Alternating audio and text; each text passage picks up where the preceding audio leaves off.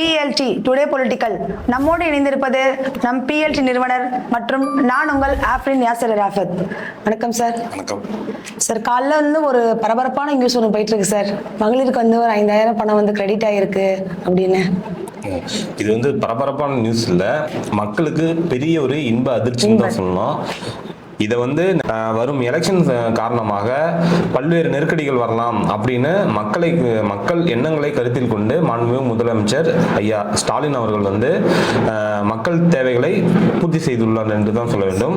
5000 ரூபாய்ங்கிறது வரக்கூடிய 3 மாதங்களுக்கும் கோடை கால தொகை யாரெல்லாம் மகளிர் உரிமை தொகையை வந்து பெற்றுக்கொண்டிருக்கிறார்களோ அவர்கள் அனைவருக்கும் இந்த தொகை வந்து வங்கியில் வரவு வைக்கப்பட்டிருக்கிறது. மக்கள் மிகுந்த வரவேற்பாகவும் மிகுந்த சந்தோஷத்திலும் பார்த்திருப்பீங்க.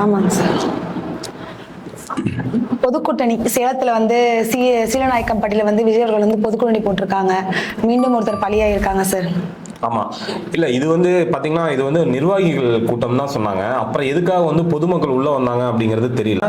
கிட்டத்தட்ட 3 மணி நேரமா காத்திருந்து அதன் பிறகு வந்து விஜய் அவர்கள் பேசியிருக்காரு. விஜய் அவர்கள் பேச்சுக்கு முன்னதாகவே கட்சி நிர்வாகி கொண்டு 40 நிமிடம் வரை அவரோட பேச்சு இருந்துச்சு. அதன் பிறகுதான் விஜய் அவர்கள் பேசினாரு. அந்த வெயில் வேறையா, அதனால ஒருவர் வந்து வலுப்பு வந்து ஹாஸ்பிட்டல் கூட்டு போயிருக்காங்க. அப்படியே அங்கேயே கிளம்ப இருக்காரு. அவர் அந்த நண்பர்களுக்கு எனது மனமார்ந்த ஆழ்ந்த இரங்கலை நம்ம பொலிட்டிக்கல் லீடர் சேனல் வந்து தெரிவிச்சு. விஜய் அவர்கள் வந்து பேசியிருக்காங்க சார். எனக்கு அனுபவம் இல்லைன்னு சொல்றாங்க அப்படின்னு சொல்லியிருக்காங்க. ஒரு தனி மனிதனா ஒரு கட்சி ஆரம்பிச்சு இந்த 2 வருஷத்துல வந்து 30% மேல நாங்க ஓட்டு பெற்றிருக்கோம் அப்படின்னு சொல்லி இன்னைக்கு வந்து ஒரு கடும் கோபமா பேசியிருக்காங்க சார். எனக்கு அனுபவம் இல்லைன்னு சொல்றாங்க. ஒரு கட்சி ஆரம்பிக்கிறது வந்து ஒரு பெரிய விஷயம். யாரோ ஒரு ஆள் தனிச்சையா கட்சி ஆரம்பிச்சு ஒரு சில ஓட்ட பெற்று சொல்லுங்க, நீங்க என்ன சொல்லணும் அது கட்டுப்படுறேன் அப்படின்னு சொல்லியிருக்காரு. என்ன அனுபவம் இருக்கு நானும் கேட்கிறேன். என்ன அனுபவம் இருக்கு அவருக்கு? யோசிச்சு பாருங்களேன். எத்தனை போராட்டத்துல அவர் ஈடுபட்டிருக்காரு சரிங்களா? எத்தனை மக்கள் பிரச்சனைகளுக்கு அவரு நின்று களம் காண்டிருக்காரு, நின்று போராடி இருக்காரு. அவர் சொல்றாரு அனிதா மரணம் சொல்றாரு, இது அண்ணா யூனிவர்சிட்டி பிரச்சனை சொல்றாரு, இந்த பிரச்சனைகள்லாம் சொல்றாருல்ல. இத்தனை பிரச்சனைகளுக்கு அவர் ஏதாவது ஒரு பிரச்சனைகளுக்கு நின்று போராட்டம் நடத்திருக்காரா? அப்புறம் எந்த அடிப்படையில அவருக்கு அனுபவம் இருக்குன்னு அவரே கூறிக்கொண்டிருக்கிறார். இதான் எல்லாருமே சொல்றாங்க. மக்களே வெகும் மக்கள் நம்ம PLT சேனலே மக்களை சந்தித்து கருத்து கேட்பு நடத்தியிருக்கோம். பெரிய அளவிலான, அதாவது மாணவர்கள் இளைஞர்களை தவிர பெரியவர்கள் அனுபவம் வாய்ந்தவர்கள் அவர்கள் கூறும் கருத்து என்ன அப்படின்னு பாத்தீங்கன்னா, விஜய்க்கு நிறைய அனுபவம் தேவை அப்படின்னு தான் மக்களே கருத்து கூறுகிறார்கள். அதனால அவர் வரணும், இன்னும் நிறைய பிரச்சனைகளை பார்க்கணும், மக்களுக்கு என்ன தேவை, அரசியல் இதுக்கு முன்ன அரசியல் வந்து எதெல்லாம் ஃபேஸ் பண்ணியிருக்காங்க, எத்தனை பிரச்சனைகளை ஃபேஸ் பண்ணியிருக்காங்க, இதெல்லாம் கருத்தில் கொண்டு அவர் நிறைய போர் குணங்களை சந்தித்த பிறகுதான் வந்து ஒரு தலைவனாக தகுதி அவருக்கு வேணும். அதனால நாங்களாம் பார்த்து இருந்துதான் அவரு எப்படி இதெல்லாம் தாங்கிக் கொள்கிறார், எதிர்வரும் அம்புகளை எப்படி தாங்கிக் கொள்கிறார், அதை பொறுத்துதான் நான் வந்து விஜய் வந்து ஏற்றுக்கொள்ளலாமா என்பதே மக்கள் தீர்மானிப்பார்கள் என்று பெரும்பாலான மக்கள் வந்து கருத்துக்களை கூறுகிறார்கள். அவர் இளைஞர்களை வைத்துக் கொண்டு எனக்கு வந்து 40% ஓட்டு இருக்கு, 30% ஓட்டு இருக்கு அப்படின்னு சொல்லி தன்னைத்தானே அவரே கூறிக்கொண்டிருக்கிறார். அப்புறம் அது இல்லாம ஒவ்வொரு வீட்லயும் விஜய் இருக்கார் அப்படின்னு சொல்லி அவரே கூறிக்கொண்டிருக்கிறார். எங்க வீட்டுல விஜய் இல்ல, அது அவரு தான் யோசிச்சு பார்க்கணும். அப்ப இருக்கவங்க திமுக காரங்களாம் என்ன நினைக்கிறாரு, ADMK காரங்களாம் என்ன நினைப்பாங்க, என்ன அவங்க வீட்டுல அவர் இருந்தாருன்னா அப்ப ADMK காரங்க வீட்டுல யார் இருப்பா?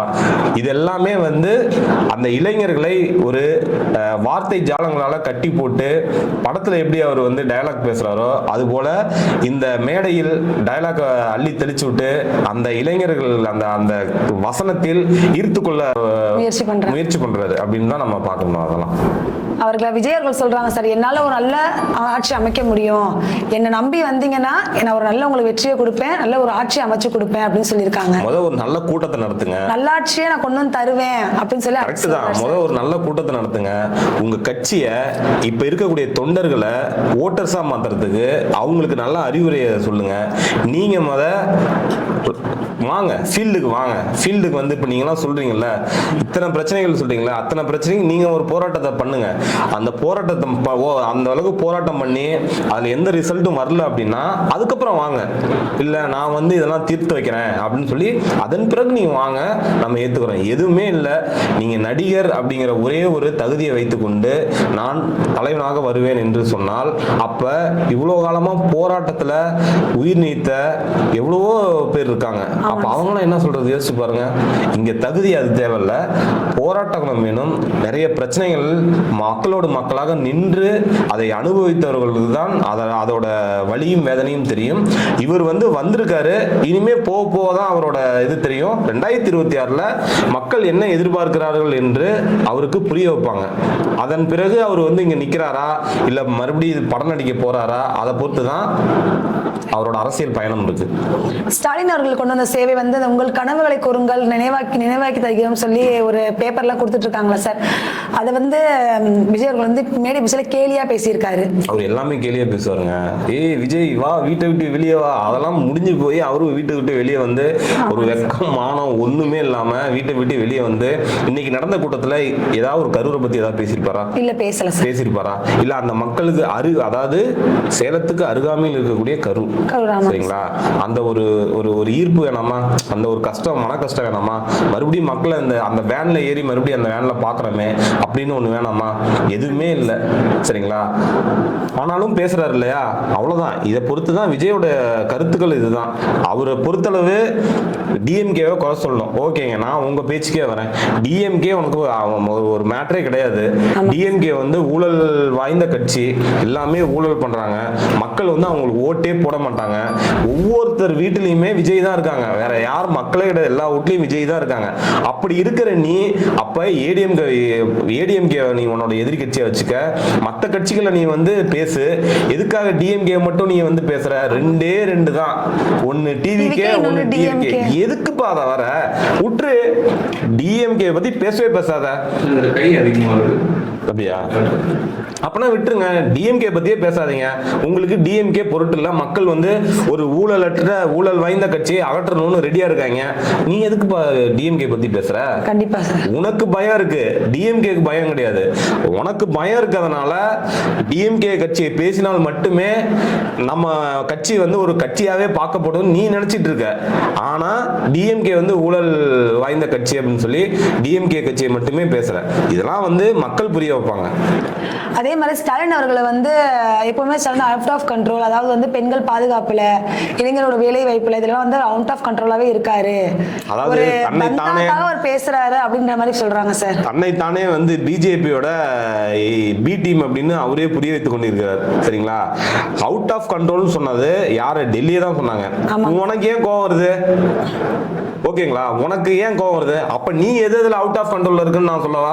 சரிங்களா, அனிதா மரணத்துல அவுட் ஆஃப் கண்ட்ரோல், கரூர் 41 பேர் உயிரிழந்தாங்க, அதுல out of control, Anna university வழக்கு, அதுல நீ அவுட் ஆஃப் கண்ட்ரோல், சரிங்களா. இப்ப மலையாள வெள்ளம் வந்து பல விவசாயிகள் வந்து நடு ரோட்ல நின்னாங்க, அதுல நீ அவுட் ஆஃப் கண்ட்ரோல். இவ்வளவு நீ அவுட் ஆஃப் கண்ட்ரோல் தான். எங்க போன? அப்ப எங்க போன? அப்ப யார் அவுட் ஆஃப் கண்ட்ரோல்? மாண்புமிகு முதலமைச்சர் அவர்கள் வந்து உன்னை பாதுகாத்து, சரி ஓகே ஒரு தவறு நடந்து விட்டது, இது அனைத்து கட்சிகளுக்கும் ஒரு முன்னுதாரணமாக எடுத்துக்கொண்டு இந்த தவறை தமிழக மக்கள் காப்பாற்றப்பட்டு இனி ஒரு கூட்டங்களில் அடுத்த ஒரு கூட்டத்தில் கூட இது நடந்துடக்கூடாதுன்னு மாண்புமிகு முதலமைச்சர் பெருந்தன்மையாக இருக்கிறார். ஆனா நீ வந்து டெல்லியை பார்த்து சொன்ன அவுட் ஆஃப் கண்ட்ரோல, நீ மாண்புமிகு முதலமைச்சரை பார்த்து நீ அவுட் ஆஃப் கண்ட்ரோல் நீ சொன்ன அப்படின்னா நீ எதெல்லாம் அவுட் ஆஃப் கண்ட்ரோல் போடலாமே ஒரு லிஸ்ட். இருக்கிற 3 வருஷமாவே நீ அவுட் ஆஃப் கண்ட்ரோல் தான். சினிமா அவுட் ஆஃப் கண்ட்ரோல், எல்லாத்துலயும் நீ தான் அவுட் ஆஃப் கண்ட்ரோல். டிஎம்கேவை பார்த்து அவுட் ஆஃப் கண்ட்ரோல், அது மாண்புமிகு முதலமைச்சரை பார்த்து அவுட் ஆஃப் கண்ட்ரோல் அப்படின்னு சொல்றதுக்கு திரு விஜய் அவர்களுக்கு குறைந்தபட்ச தகுதி கூட கிடையாது. போராட்டங்கள் சார், அதாவது ஏன் மக்கள் போராடுறாங்கன்னு கேக்குறாரு. அதாவது வந்து மக்கள் சந்தோஷமா இருந்தா, அதாவது டிஎம்கே ஆட்சியில மக்கள் சந்தோஷமா இருந்தாங்கன்னா பொங்கல் வச்சு கொண்டாடுவாங்க, எதுக்கு போராட்டம் பண்ணி இது பண்றாங்க அப்படின்னு சொல்லி பேசுறாரு சார். பொங்கல் வச்சு கொண்டாடினா நீ ஏன் போராடல? அவர் வந்து போராடலாம்ல. ஸ்டாலின் அவர்கள் வந்து ஆட்சியில இருக்கும்போது பொய் கோரிக்கொண்டே வெற்றி பெற்றார்கள், ஆட்சியை விட்டு போகும்போது பொய் பேசிட்டே இருக்காங்களே அப்படின்னு சொல்லி பேசியிருக்காரு சார். அவரு வந்து பொய் சொல்றாரு அப்படின்னா இவரு விஜய் வந்து உண்மையை சொல்றாரா? அதெல்லாம் அவரு வந்து ரொம்ப ஒரு தவறான தகவலை தெரிவிச்சிட்டு இருக்காரு விஜய் அவர்கள் வந்து. அவர் இதுவரை என்ன உண்மையை சொல்லியிருக்காரு? 16 காரியம் முடிஞ்சோன்னா 41 மக்கள் வந்து என்னோட குடும்பம் அப்படின்னாரு. இப்ப மறுபடியும் என்னன்னா அந்த குடும்பத்திட்டே போய் எனக்கு நீதி வேணும் அப்படின்னு சொல்லிட்டு குடும்பத்திட்டே தான் இந்த கூட்டத்தில் கேட்கிறாரு. சரிங்களா? அதே போன்று தீபாவளி முடிஞ்சிருச்சு, பொங்கல் வந்துருச்சு, அடுத்த வருஷமே வந்துருச்சு. நீங்க என்ன இதுக்காக இதுவரையிலும் மக்களுக்காக ஒரு பெண்களை முன்னிலைப்படுத்தி நீங்க ஏதாவது பண்ணிருக்கீங்களா? உனக்கு பின்னாடி வர கூட்டம் பூராமே பெண்கள் தான். ஆனா உன்னோட நிர்வாகிகள் கூட்டத்துல முதன்மைப்படுத்தி யாராவது ஒரு பெண்கள் நீ வச்சிருக்கிறியா? அப்ப உன்னோட வாக்குறுதி என்ன ஆகுது அந்த இடத்துல? நீ பேசுறது எல்லாமே நீ தான் பொய் கிடையாது. ஓகேங்களா? இது வரலும் திரைப்படங்கள்ல எவ்வளவோ டாக்ஸ், இன்கம் டாக்ஸ், அந்த பிரச்சனை இந்த பிரச்சனை எவ்வளவோ பிரச்சனைகள். அப்ப நீலாம் வந்து யோகியமா? நீ அதெல்லாம் சரிப்படுத்திட்டு ஒரு அரசியலுக்கு வரணும். அங்கே நீ சரிப்படுத்தாம ஒரு அரசியலுக்கு வந்து இன்னொரு அரசியல் அனுபவம் வாய்ந்த இவ்வளவு மக்களுக்கு நல்ல தினமும் மக்களை சந்தித்து கொண்டு இருக்கக்கூடிய ஒரு திராவிட முன்னேற்ற கழக கட்சியை பார்த்து அவர் வந்து பேசுறதெல்லாம் பொய் கூறி கொண்டு இருக்கிறார்கள் அப்படின்னா அப்ப நீங்க ஏதாவது உண்மையை பேசுங்க.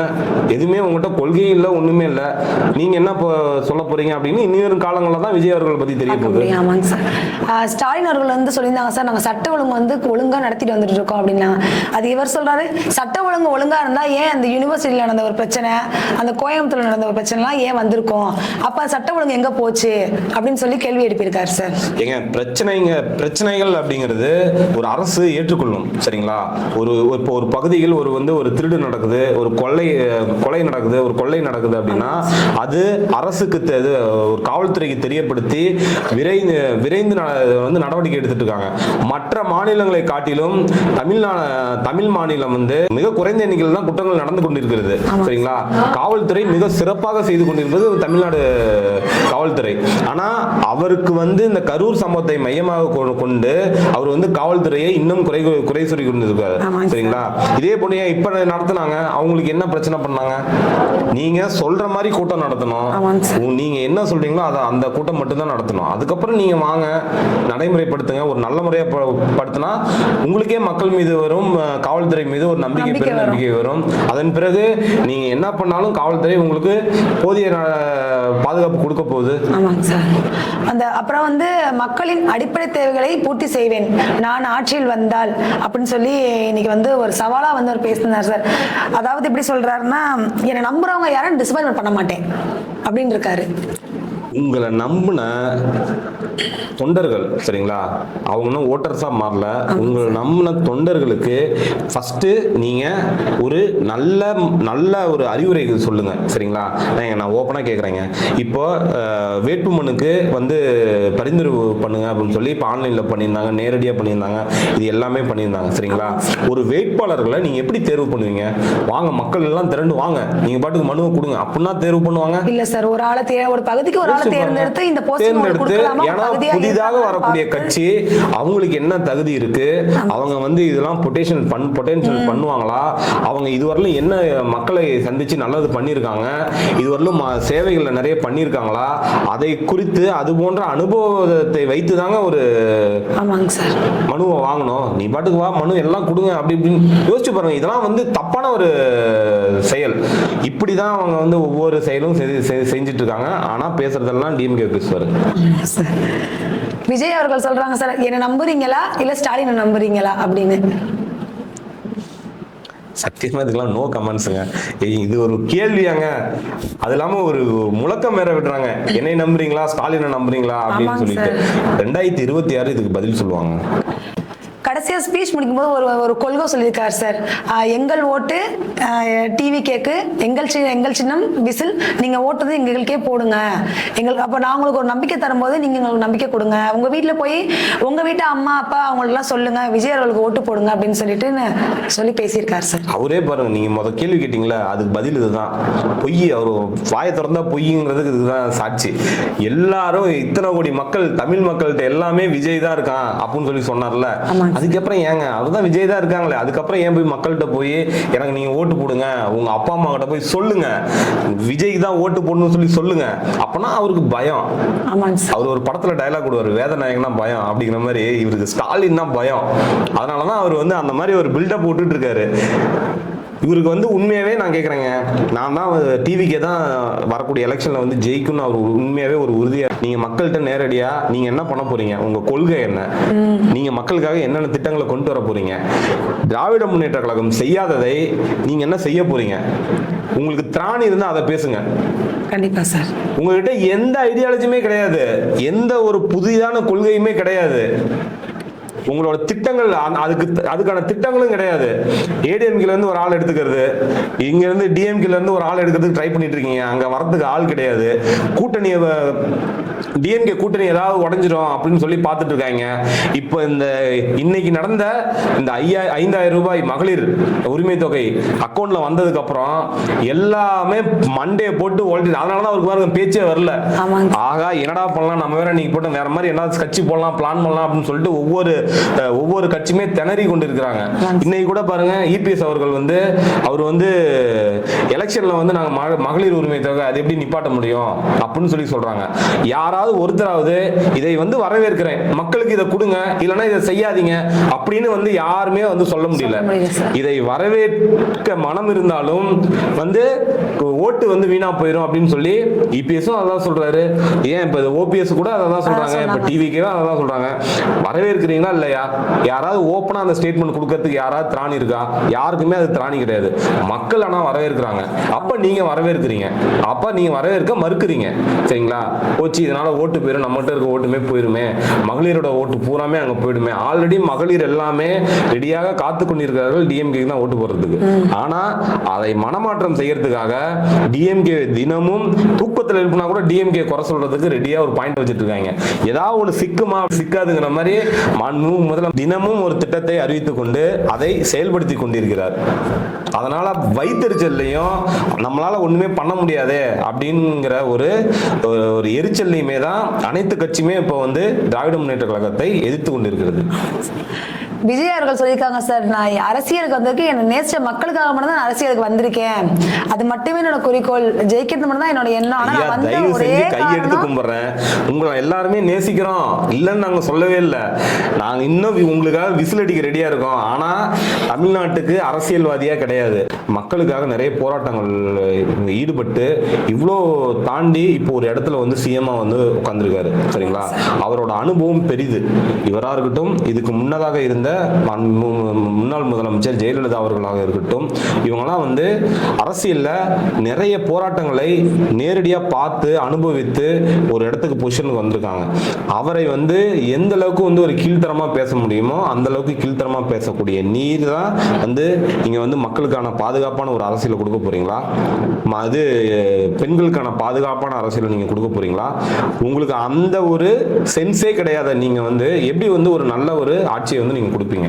அதுதான் நாங்க கேட்கிற ஒரே ஒண்ணு. நீங்க டிஎம்கேவை எதிருங்க, அவங்களோட கொள்கையை எதிர்த்து பேசுங்க. உங்ககிட்ட என்ன கொள்கை இருக்குன்னு பேசுங்க. இந்த திட்டம் தப்புன்னு சொல்லுங்க, இதுக்கு பதிலாக நாங்க ஒரு திட்டத்தை கொண்டு வரோம், நீங்க எங்களுக்கு ஓட்டு போடுங்கன்னு சொல்லுங்க. அதை பத்தி எதுவுமே பேசாத திரு விஜய் வந்து ஒரே டிஎம்கே டிஎம்கே டிஎம்கே பேசுங்க. திட்டம் இந்த திட்டம் தப்புன்னு சொல்லுங்க. இன்னைக்கு மகளிர் 5,000 போட்டிருக்காங்கல்ல, இது நீங்க போடக்கூடாது, இது நீங்க தப்பு பண்ணது, இது வந்து இந்த மாதிரி பண்ணிருக்க கூடாது, இதனால தமிழ்நாட்டுக்கு இவ்வளவு லாஸ் அப்படிங்கிற புள்ளி விவரத்தை பேசுங்க. இப்ப புதிதா வந்து டாடா தொழிற்சாலை வந்து முதலமைச்சர் திறந்து வச்சாரு, அது திறந்து வச்சிருக்க கூடாது, நீங்க பண்ணது தப்பு சொல்றதுக்கு திராணி இருக்கா சொல்லுங்க, அதை பேசுங்க. இப்ப மாணவர்களுக்கு மடிக்கணினி கொடுத்தாங்க, இலவச மடிக்கணினி கொடுத்தாரு முதலமைச்சர், அது கொண்டு வந்துட கூடாது, நீங்க ஏன் கொடுத்தீங்க, தப்பு பேசுங்க. இப்ப இவ்வளவு ஏரி குளங்கள் வந்து தூர்வாரப்பட்டு இன்னைக்கு வந்து ஆற்றில் நீர்நிலைகள் நிரம்பி வழிந்து கொண்டிருக்குது, விவசாயிங்க சந்தோஷமா இருக்காங்க, இது நீங்க பண்ணது தப்பு பேசுங்க. இப்ப மாணவர்களுக்கு மிதிவண்டி கொடுத்தாங்க, தப்பு பேசுங்க. இத்தனை கல்லூரி மாணவர்களுக்கு மாதந்தோறும் அவங்களுக்கு கொடுக்கக்கூடிய உதவித்தொகை வந்து அதிகப்படுத்தி கொடுத்திருக்காங்க, தப்பு பேசுங்க. 2,000 ரூபாய் அடுத்து வந்து 2,000 ரூபாய் வந்து உதவித்தொகை வந்து நீட்டிக்கப்படும் அப்படின்னு சொல்லியிருக்காங்க, அதையும் தப்பு பேசுங்க. அப்படி எதிருங்க. உங்களுக்கு தில்லும் திராணி இருந்ததுன்னா அவங்க திட்டங்களை பத்தி பேசுங்க, அவங்க கொள்கையில் என்ன தவறுன்னு பேசுங்க. டிஎம்கே தவறு, அவங்க பேசாதெல்லாம் பொய், இதை மட்டுமே பேசாதீங்க. என்ன பொய் என்ன தவறு தவறுங்கிறத பேசுங்க. உங்ககிட்ட எந்த கொள்கையும் கிடையாது, பேசுறதுக்கு வார்த்தைகள் கிடையாது, அதனால எதிர்க்கிறதுக்கு ஒரு வார்த்தைகள் வச்சுட்டீங்க. அது அந்த வார்த்தைகளை வந்து சினிமா மாடல்ல டயலாக்கா பேசி வசனமா பேசி உங்களோட இளைஞர்கள் மீண்டும் மீண்டும் இளைஞர்களை வந்து ஒரு தவறான வழியில் கொண்டு செல்வது மட்டுமே உங்களோட நோக்கமா இருக்கே தவிர, திட்டங்களை பேசியும் புள்ளி விவரங்களை பேசியும் உங்களுடைய பேச்சுக்கள் இருந்தால் திராவிட முன்னேற்ற கழகமே உங்களை இன்னும் தூக்கி பாராட்டும். சரிங்களா? ஓகே, ஒரு வலுவான ஒரு அரசியல் தான் விஜய் செய்து கொண்டிருக்கிறார், அவர்களுக்கு பதிலாக நாங்கள் இன்னும் வலுவான ஒரு அரசியலை நாம் மக்களுக்கு கொடுப்போம் அப்படின்னு சொல்லி நாங்களே பேசுவோம். வரது பூராமே டுபாக்கூர் இன்ஜினாவே இருக்கு. சரிங்களா? எடப்பாடியார் அவர்களும் சரி, வந்திருக்க விஜயும் சரி, இந்த எல்லா இன்ஜினும் ஓடாத இன்ஜினா இருக்கு. இந்த இன்ஜினுக்கு முன்னாடி நாங்க எதுக்காக வேலை பார்க்கணும் அப்படிங்கிற இதே கிடையாது. எப்பவும் போல மக்கள் பணியை தினந்தோறும் செய்து கொண்டிருப்பவர் மாண்புமிகு முதல்வர். இவங்க பேசுறதெல்லாம் மேட்டரே கிடையாது. ஆனாலும் திரு விஜய் அவர்கள் கொள்கையிலும் அவர் திட்டங்களையும் வலுவாக அதை தயார்படுத்தி கொண்டாவது தயவு செஞ்சு அரசியல் வாங்க, மேடை பேச்சுகள் பேசுங்க. இன்னைக்கு பேசியிருக்க சேலத்துல பேசியிருக்க கூட்டத்துல கூட ஏதாவது ஒரு திட்டங்கள் பத்தி ஏதாவது பேசியிருக்காரா? யோசிச்சு பாருங்க. ஏதாவது ஒரு விஷயம் சொல்லுங்க. எதுவுமே இல்லை. ஆக்கப்பூர்வமான அரசியலுக்கு விஜய் அவர்கள் கிடையாது. அதாவது டிஎம்கே வந்து சத்தியம் வாங்கி வாங்கி கொள்ளையடிக்கிறாங்க, நான் ரொம்ப நல்லவே, எனக்கு எதிராக சதி செய்த ஒரே ஆட்சி வந்து திமுக மட்டும்தான் அப்படின்னு சொல்லியிருக்காரு சார். மோடியை சொல்லுங்க. விஜய் அவர்களுக்கு திராணி இருந்தா மோடியை சொல்லுங்க, ஏடிஎம்கே சொல்லுங்க. வேற எந்த கட்சியுமே வந்து இது போன்று கிடையாது. ஒன்லி டிஎம்கே மட்டும்தான் அப்படி இருக்கு. டிஎம்கே வந்து அப்படி கிடையாது. டிஎம்கே மட்டும்தான் அதிகப்படியான அடிப்படை தொண்டர்கள் இருக்காங்க. உங்க கட்சியில வந்து தொண்டர்கள், உங்க கட்சியில ரசிகர்கள் தான் இருக்காங்க. அடுத்து இன்னும் தொண்டர்கள் காணோம். யோசிச்சு பாருங்களேன், கரூர்ல வந்த கூட்டம் எவ்வளோ, அதுக்கப்புறம் அவங்க கூட்டம் வந்துச்சா? கரூர்ல சொல்லலனாலும் அவ்வளவு கூட்டம் வந்தாங்க. அதன் பிறகு கூட்டம் வருதா? ஏன்னா பொதுமக்கள் பின்வாங்கிட்டாங்க, மற்ற கட்சியினர் பின்வாங்கிட்டாங்க. இப்ப வர்றது அவ்வளவுதான் அவங்களோட ரசிகர்கள். அந்த ரசிகர்களை அவர்கள் ஓட்டாக மாற்றத்துக்கு தயவு செஞ்சு ஏதாவது திட்டங்களை கொண்டு வாங்க. அதை பத்தி பேசுங்க. அதை பத்தி பேசினா அந்த இருக்கக்கூடிய தொண்டர்கள், உங்களுக்கு இருக்கக்கூடிய ரசிகர்கள் உங்களுக்கு தொண்டர்களாக மாதிரி அவங்க வந்து ஒரு ஓட்டு வந்து உங்களுக்கு அளிக்கிறதுக்கு வாய்ப்பு இருக்கு. இல்ல அப்படின்னா டெபாசிட் கூட வாங்க மாட்டீங்க. தேவையில்லாத வீண் பேச்சா போயிடும். தயவு செஞ்சு ஒரு படம் நடிச்சிருந்தாலும் 1 கோடி 100 கோடி சம்பளம் வாங்கிட்டு நிம்மதியா இருந்துக்கலாம். இங்க வந்து வெயில் நின்று கத்தி பாவம் அந்த மாணவர்களோட வேலையை வீணாக்கி இந்த வேலைலாம், இந்த பொழப்பெல்லாம் எதுக்கு? சிறப்பாக பேசிய நம் பிஎல்டி நிறுவனருக்கு நன்றி. மீண்டும் புதிய தலைப்புடன் உங்களை சந்திக்கிறேன். நன்றி, வணக்கம். இன்று வந்து காலை வங்கியில் ஒவ்வொருத்தரோட வங்கியிலையும் வந்து ஒரு 5000 வந்து மகளிர் உரிமை தொகை வந்து வழங்கப்பட்டிருக்கு. இது குறித்து கருத்துகள் மக்கள் வந்து கீழே இருக்க கமெண்ட்ல வந்து உங்களோட எண்ணங்கள் என்ன, உங்களோட கருத்துக்கள் என்ன அப்படின்ட்டு நீங்க கருத்துக்களை தெரிவிக்கலாம். மீண்டும் நாளை உங்களை சந்திக்கும் வரை விடைபெறுகிறேன். நன்றி, வணக்கம்.